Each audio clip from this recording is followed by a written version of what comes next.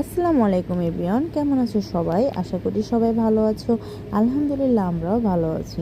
রাত করে কেউই ভাত খেতে চায় না, বাচ্চারাও বলতেছে ভাত খাবে না, আমাদেরও ইচ্ছে করতেছিল না। তাই হঠাৎ করে মাথায় আসলো কি করা যায় কি করা যায়। দুবারানি বলতেছে তাহলে খিচুড়ি রান্না করো। তারপরে আমরা সেই খিচুড়ি রান্নাই করতেছিলাম। তুবা বলতেছে ভুনা খিচুড়ি খাবে, আর আম্মু আব্বু আবার ভুনা খিচুড়ি পছন্দ করে না, ওনারা খাবে পাতলা। তো আমি তো আর এক্সট্রা কোনো চাল দিতেছি না, যে ভাত ছিল ওই ভাতগুলো দিয়েই খিচুড়ি রান্না বসিয়ে দিলাম। তারপরে যা যা মশলা দেওয়া দরকার সব মশলা দিয়ে দিলাম, হলুদ মরিচ আদা রসুন, হ্যাঁ, যা যা মশলা দেওয়ার সব কিছু দিয়ে দিলাম।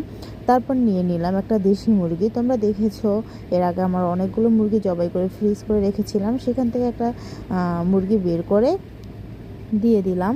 তারপরে দিয়ে দিলাম ডাল, মুগ ডাল, মুসুরির ডাল। এগুলো দিয়ে আর সে ভাতগুলো তো আর ফেলে দেওয়া যাবে না, সে ভাত দিয়েই আমি বসিয়ে দিলাম খিচুড়ি। তো সুন্দর করে মিক্স করে তারপরে আমি পানি দিয়ে দিলাম, এখানে পরিমাণ মতো পানি দিয়ে আমি ঢেকে দিলাম। তারপরে এই যে ফাইনাল লুক, হ্যাঁ, দেখতেও মাশাল্লাহ সুন্দর হয়েছে। তার সাথে ছিল মরিচ বাটা, শসা, মাশাল্লাহ খুব মজাদার হয়েছিল। এখানেই শেষ করছি। আল্লাহ হাফেজ।